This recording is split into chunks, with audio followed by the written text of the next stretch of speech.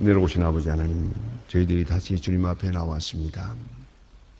험한 세상에 방황하며 살던 저희들이지만은 믿음을 따라 살게 해주시고, 약하기 그지없는 사람들이요 죄의 유혹 앞에 초라한 저희들이지만은 다시 일어나게도 하시고 새로운 용기도 주시며, 때로 우리는 지난 일을 후회하며 헤아리지 못하고 가누지 못하고 절망할 때가 많은 저희들이지만은 주께서 성령으로 담대함과 새로운 용기를 주셔서 그 어려운 과거로부터 벗어나서 밝은 마음으로 밝은 미래를 바라보며 이렇게 주님 앞에 나와 오늘도 찬송하게 하시고, 우리의 영을 새롭게 하시고 우리의 믿음을 새롭게 하시고 우리의 소망을 더 확인할 수 있게 해주시는 놀라운 은혜를 진심으로 감사하옵나이다. 아버지 하나님, 주께서 우리를 사랑하시되 끝까지 사랑하시고 때로는 쓸모없는 것과 같은 저희들을 귀하게 여기시고 보다 더 아름답고 귀한 미래를 위해서 그렇게도 지극히 오래오래 참으시며 사랑해 주시는 주님의 은혜를 진심으로 감사하옵나이다. 하나님 아버지, 저희들이 주님 앞에 나왔습니다. 사실 우리는 빌바를 모르고 있습니다. 어떻게 되어야 잘 되는 것인지, 건강해야 좋을지 병들어야 좋을지, 혹은 살아야 좋을지 죽어야 좋을지도 모르는 저희들입니다. 어디서 시작해야 할 것을 모르고 있고 어디서 끝내야 할 것도 모르는 사람들입니다. 다만 주의 손에 이끌리어 이렇게 오늘까지 왔습니다. 우리의 남은 해를 인도하여 주시옵소서. 주님, 큰 일을 못한다 하더라도 정직하고 성실하게 행하게 하시며, 훌륭한 사람이라는 말은 못 들어도 성실한 사람이라는 말은 듣고 살게 하여 주옵소서. 자비하신 주여, 요단강을 건너가는 바로 그날 아침도 주님 앞에 나와 기도할 수 있도록 인도해 주시옵소서. 하루 종일 우리가 거룩하고 정결하게 의롭게 살지는 못합니다. 늘 그랬듯이 오늘도 많은 실수가 있을 것입니다마는 하나님 아버지, 우리가 주님의 부름을 받아 이 생을 마감하는 그날 아침까지 새벽에 주님 앞에 나와 기도하는 이 일만은 계속 되게 해주시기를 기도하옵나이다. 하나님 아버지, 주님께서 함께 계시사 성령을 따라 기도하며 주의 말씀을 따라 생각하고 주의 능력 안에서 행하는 오늘 하루의 생이 되게 하여 주시옵소서. 오늘도 하나님의 말씀이 바르게 권세 있게 전해지게 하시고 땅끝까지 들려지게 하시며 이 말씀이 어두움을 물리치고 모든 잡다한 죄악을 물리치고 밝고 명랑한 미래를 창출하는 생명력이 되게 하여 주시옵소서. 이 말씀을 듣는 사람이 주 안에서 수용하고 믿고 순종할 수 있게 해 주시옵소서. 복음 전파를 위해서 몸과 마음 정성을 다한 주님의 일꾼들에게 피곤치 않게 하시고 참으로 주의 사람으로 일하며 주님만 영화롭게 하며 우리가 섬길 때마다 오른손이 하는 것을 왼손이 모르게 주님과 나만이 아는 행복과 기쁨 속에서 섬길 수 있게 해주시기를 기도하옵나이다. 아버지 하나님, 저희 교회가 교회된 귀한 본분을 다하서 오늘 이 세대에 확실하게 등대가 되고 산 위에 선 세운 그런 성이 되게 하여 주시옵소서. 주님, 이 나라를 돌보아 주시고 이 민족 위에 함께 계시고 이런 방향을 잃고 표류하는 이 나라에 가는 길을 하나님 지켜주시옵소서. 경제, 정치, 문화, 교육 뭐 하나 안정된 것이 없고 근본적으로 흔들리고 있습니다. 주여, 언제까지 이런 혼란 속에 살아야 합니까? 어서 속히 모든 문제를 안정할 수 있도록 주님께서 길을 인도하시고 각자의 마음을 감화 감동해 주시옵소서.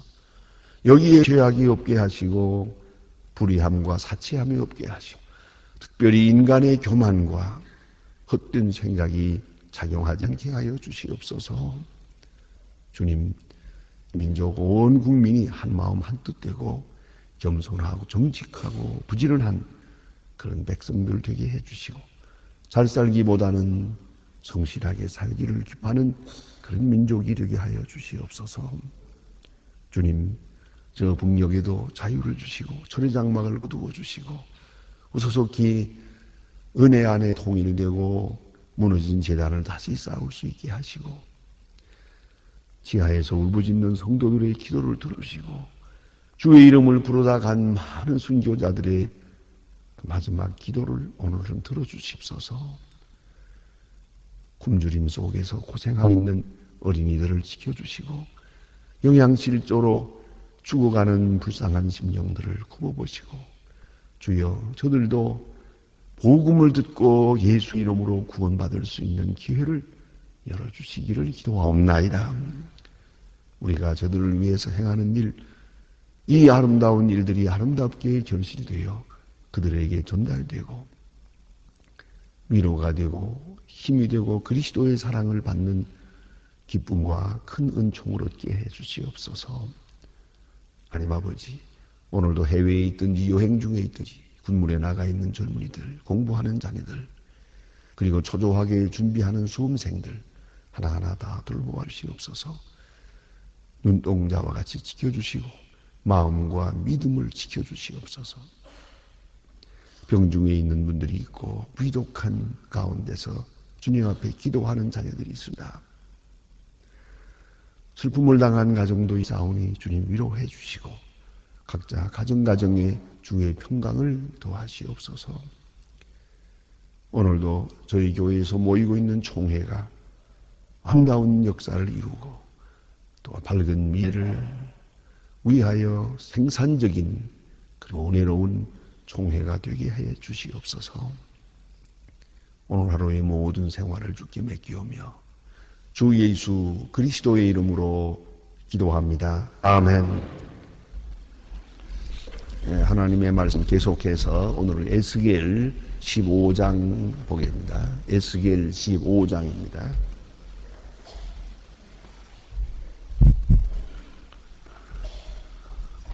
에스겔 15장 1절로 8절, 1절까지 오늘은 봉독하게 되겠습니다. 에스겔 15장 저와 같이 한 목소리로 봉독합니다. 여호와의 말씀이 내게 임하여 가라사대 인자야 포도나무가 모든 나무보다 나은 것이 무엇이랴. 산림 중에 여러 나무 가운데 있는 포도나무 가지가 나은 것이 무엇이랴. 그 나무 가지를 무엇으로 제도할 수 있겠느냐. 그것으로 무슨 그릇을 못을 박을 수 있겠느냐. 불에 던져 화목일 뿐이라. 불이 그 둘에 사르고 그 가운데서 태웠으면 제도에 무슨 소용이 있겠느냐. 그것이 오늘날 때에도 아무 상치 않거든. 하물며 불에 살라진 단나무에 어찌 제도에 합당하겠느냐. 그러므로 나 주 여호와가 말하라. 내가 숲을 가운데 포도나무를 불에 던져 흙이 되게 할 것 같이 내가 예루살렘의 거민도 그같이 할 것이라. 내가 그들에게 대한 주의 분에서 살아와서 그들이 사르리니 내가 그들이 대적할 때에 너희가 나를 여호와인 줄 알리라. 내가 그 땅을 황무케 하리니 이는 그들이 범범함이니라. 나 주 여호와의 말이니라 하시니라. 아멘. 에스겔은 하나님의 말씀을 받아서 그런 전적인 영감을 얻어서 영역에 이끌려서 그가 예루살렘 성을 돌아보기도 하고 그리고 예루살렘이 멸망할 것을 말하고 예언하고 또 이미 이만큼 멸망됐고 앞으로도 또 철저하게 멸망되어서 아주 예루살렘이 폐허가 될 것을 예언하고 있습니다. 전에 말씀드린 바와 같이 예루살렘 침공은 한 번에 이루어진 게 아닙니다. 사실은 한 번에 끝날 수 있는 일이지만 이스라엘 왕들이 유다 왕들과 백성들 방백들이 바벨론 왕에게 반항을 했습니다. 또 배반을 했기 때문에 바벨론 왕 느부갓네살은 계속해서 예루살렘을 침공하게 되다. 그래서 3번, 4번 어떤 학자는 5번까지도 이렇게 침공해서 예루살렘은 아주 철저하게 막 성도 무너지고 예루살렘 그 솔로몬 성전 화려한 성전이 아주 깨끗이 멸망되고 폐허가 되었단 말이죠. 이제 예수님이 이렇게 멸망될 것을 예언합니다. 하나님의 말씀 망하리라. 회개하지 않은 너희들 망하리라. 이렇게 망하리라고 계속 예언을 하는데요. 그럴 때에 이걸 가서 이 말씀을 외치고 있지만은 에스겔의 마음속에 많은 의심이 있습니다. 왜 이렇게 망해야 됩니까? 이건 너무하지 않습니까? 이렇게 철저하게 멸망되는 것, 이것이 어찌 하나님의 뜻일 수 있겠습니까? 하나님은 자비로우신데요. 전에도 오래오래 참으신 하나님인데 어째서 오늘은 이같이 하시는 겁니까? 왜 예루살렘이 이렇게 아주 선멸되어야 하고 깨끗이 무너져야 하는 것입니까? 하나님의 심판에 대한 의문이 있습니다. 감히 그가 반항을 하지 못합니다. 감히 하나님 앞에 대들고 그렇게 하지 못하지만은 그 마음속에 어찌 그럴 수 있단 말인가? 이런 마음이 있습니다. 다시 말하면 하나님의 공의에 대한 의심이 있습니다. 하나님의 심판적 선언에 대해서 그는 전적으로 수용하기가 어려웠습니다. 왜냐하면 그는 벌써 예루살렘을 떠났기 때문입니다. 그리고 바벨론 포로교관 중에 있고 가서 벌써 5, 6년이 지났습니다. 이런 가운데 있기 때문에 사람들이 다 지난 일에 대해서는 쉽게 잊어버립니다. 그래서 글쎄 어찌 그럴 수 있을까? 어찌 이렇게까지 철저하게 망할 수 있단 말인가? 하나님의 자비와 긍휼은 어디 있습니까? 이런 말씀입니다. 이래서 이제 오늘은 본문에 보면은 에스겔에게 그와 같이 심판해야 될 이유를 말하고 있습니다. 이것을 비유로 설명하고 있습니다. 오늘 보니 내가 예루살렘 거민도 그같이 할지라 그랬습니다. 예루살렘 거민도 그같이 할지라. 예루살렘 거민에 대해서 이렇게 하겠다.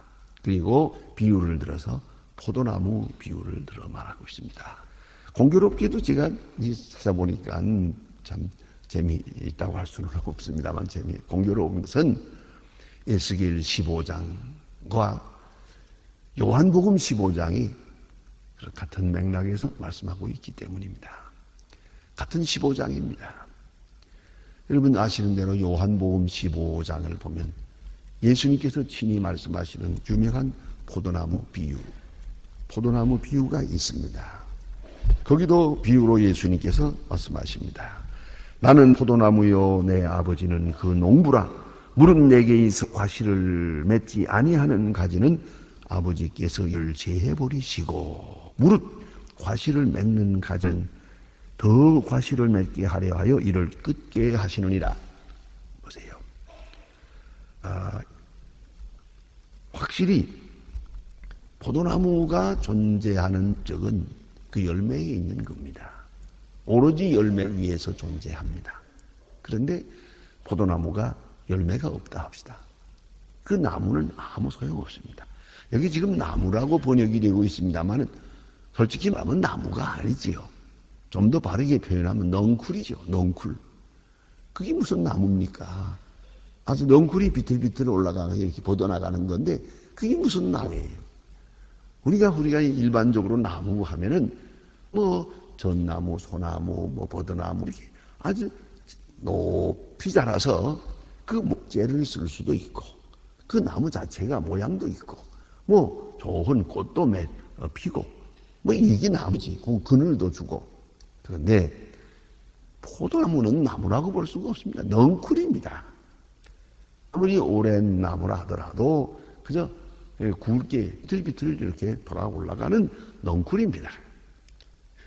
여기에 포도 열매가 없다면 그 존재가 무엇입니까? 아무것도 아니죠. 포도나무 열매가 없으면 그야말로 당장 그 자리에서 잘라버릴 수밖에 없고 찍어버릴 수밖에 없는 거죠. 오늘 성경 말씀은 너무나 구체적으로 설명을 하고 있습니다. 인자야 포도나무 모든 나무보다 나은 것이 무엇이냐? 나온 것이 없지요.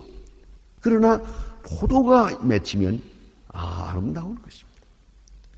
포도가 주렁주렁 맺히면 그야말로 볼만도 하고 향기도 좋고, 그리고 포도를 따서 그걸 먹기도 하고 포도주를 만들기도 하고, 그래서 많은 사람을 윤택해도 하고 즐겁게도 하고, 그렇지 않습니까? 포도의 열매 아주 중요한 것입니다. 또 포도는 그 열매를 또 많이 맺습니다. 사실 또. 그래서 사실은 너무 많이 맺어서 이렇게 되면 그 땅 기운이 올라와서 열매 맺어야 되는데, 너무 많아지면 그게 이제 충실하지 못하다고 해서 적당하게 포도를 어렸을 때 따줍니다. 그래서 적당한 수량을 내립니다. 그래가지고 포도알을 크게 이렇게 만들었는데 정말 볼만합니다.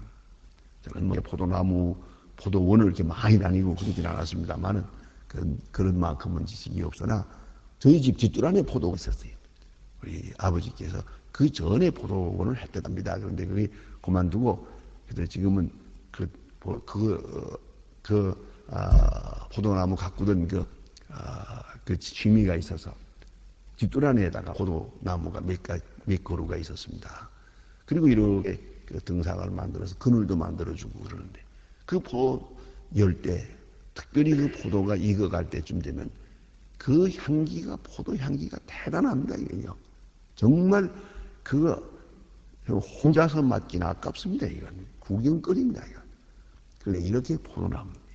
자, 봄이 되면은 그 정정을 할 때가 있습니다. 가지를 쳐줍니다. 그때 보면 무자비하게 그냥 탁 잘라버립니다. 그냥. 아이 그거 아까운 걸 왜 자르나 하지만 이건 충실치 못하기 때문에. 이 가지는 열매를 맺을 수 없는 가지니까 그냥 가위로 탁 잘라버리고 맙니다. 그래서 요한복음 15장에 보면 열매 맺지 않는 가지는 제해버리고 잘라버리고, 당연한 거 아닙니까? 열매 맺지 않는 가지를 그냥 둘 이유가 뭐 있습니까? 도대체 존재의 목적이 없으니까. 기용의 목적이 또 아니고, 이것은 용도의 그런 얘기가 아닙니다. 존재의 목적이 없는 겁니다. 그래서 잘라버립니다.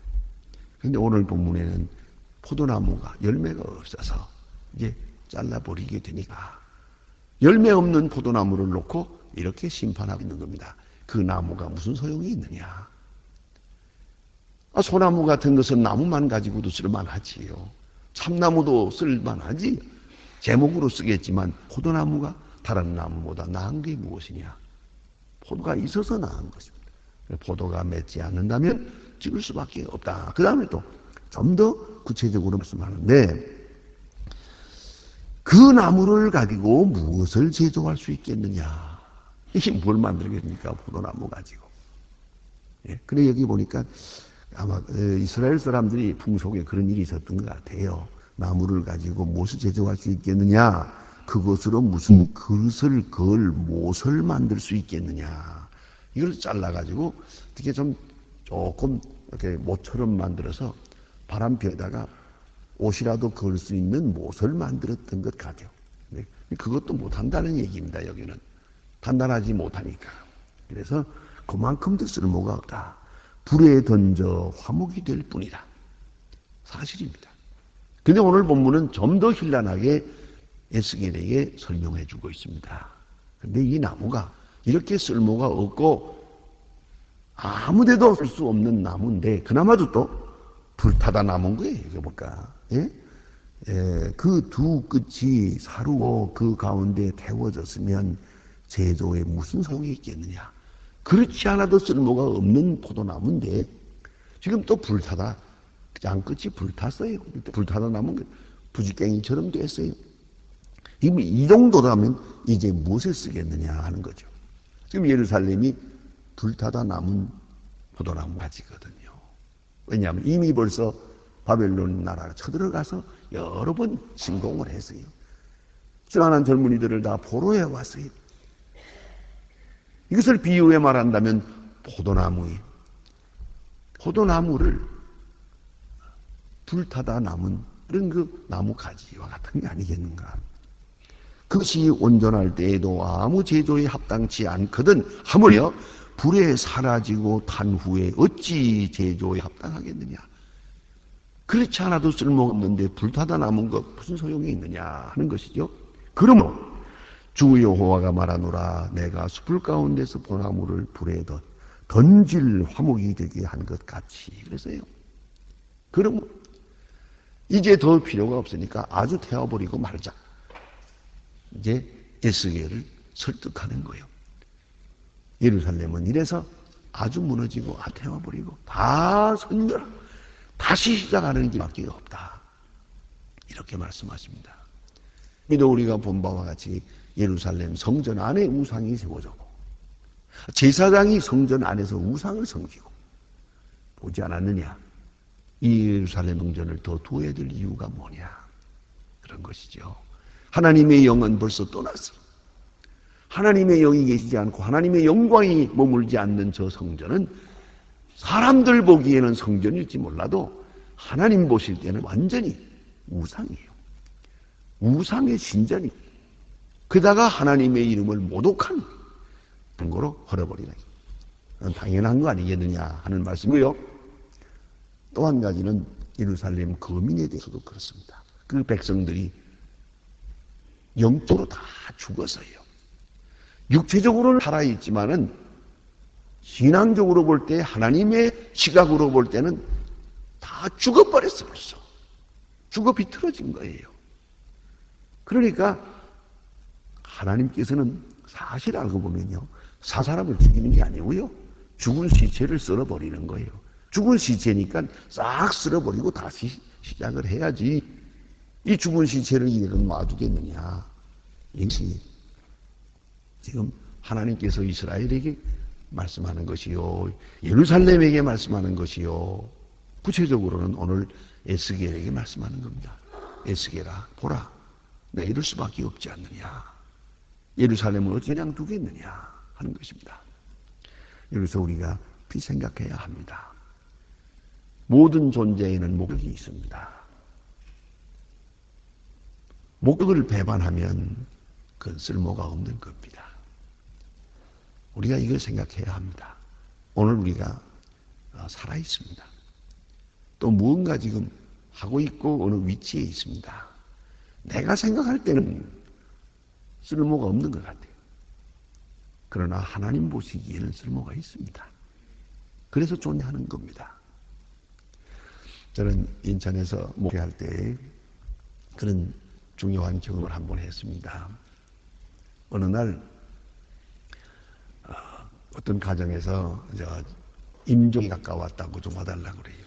그건 권사님, 나이 많은 권사님이 세상 떠나게 됐다고 해서. 그래서 신방을 갔습니다. 갔는데, 여러분 아시는 대로 임종 가까운 분에게 가서 이제 기도할 때, 임종 기도할 때는 좀 안 된 얘기지만, 이건 확실히 그렇습니다. 임종 기도할 때, 하나님의 이 영혼을 하나님께서 받으시옵소서, 모든 죄로 사하시고, 주께서 영접해 주시옵소서 하고 기도하잖아요. 기도했을 때 아멘하고 딱 가야지. 안 가면 이게 곤란해요.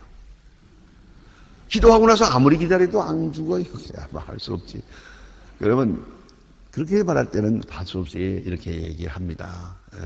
좀 어려울 때는 주기도문을 이렇게 입에서 들려주십시오. 사도신경과 주기도문 그리고 시편 23편을 읽어주십시오. 귀에다 대고 읽어주리라고.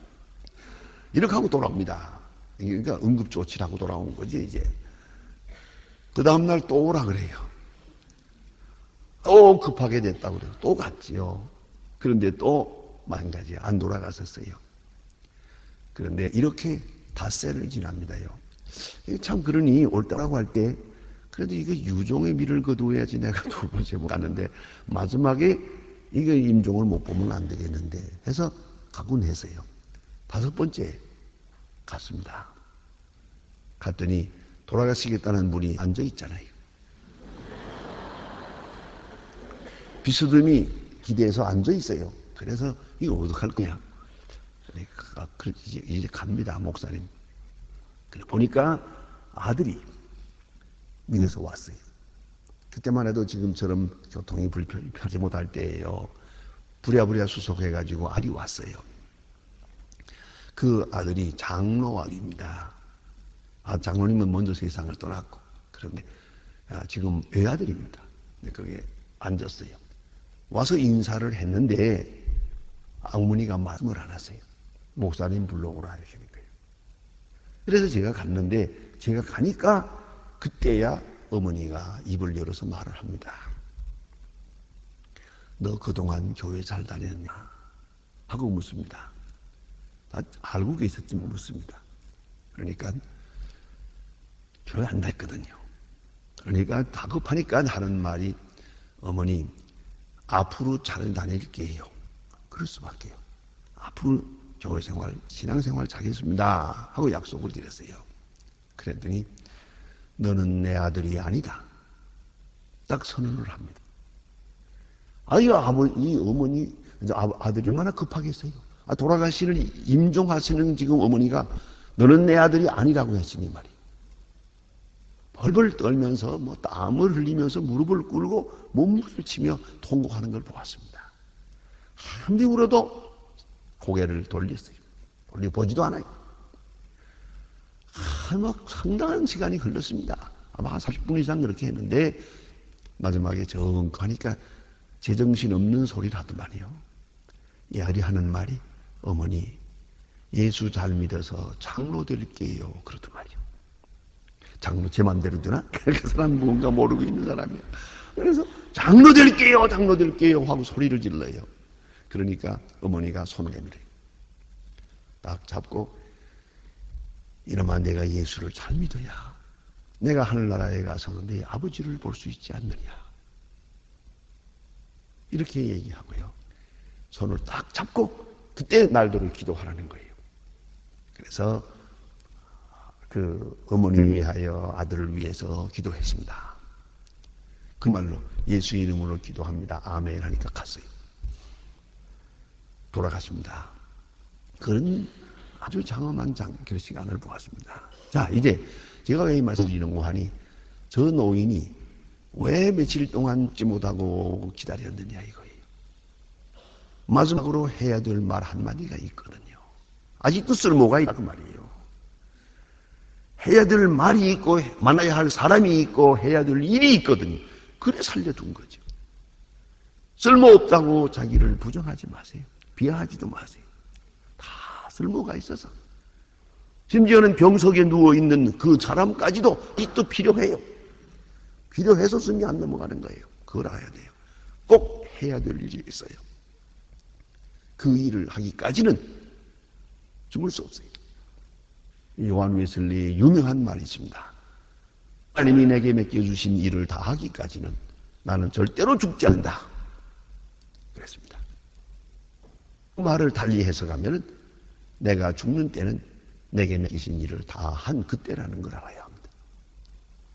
아무 때라도 부르시면 이젠 다 했기 때문에 부르시는 거예요. 포도나무엔 꼭 열매가 있어야 돼요. 열매가 없이는 존재할 필요가 없어요. 열매 없는 포도나무를 향해서 오늘 하나님 탄식한 말씀이에요. 저건 부지깽이도 아니고 저거는 무엇에 쓰겠느냐? 아무 쓸모가 없지 않느냐? 에스게라, 너 들어보아라. 저 열매 없는 포도나무, 타다 남은 포도나무, 저걸 어떡하란 말이냐, 날 들어. 그런 거로 심판한다 하는 것이죠. 이 하나님의 공의와 심판에 대해서 에스겔이 전적으로 동의하기를 바랍니다. 그게 바로 신앙이에요. 그것이 바로 회개입니다. 바른 열매를 맺어야만 할 것입니다. 기도하십시다.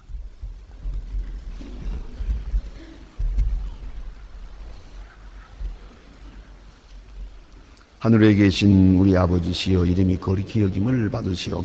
나라의 마옵시며 뜻이 하늘에서 이룬 것 같이 땅에도 이루어지이다. 오늘날 우리에게 일용할 양식을 주옵소서. 우리가 우리에게 죄진 자를 사해 준 것 같이 우리 죄를 사해 주옵소서. 우리를 시험에 들지 말게 하옵소서. 다만 악에서 구하옵소서. 내 나라와 권세와 영광이 아버지께 영원히 있사옵나이다. 아멘.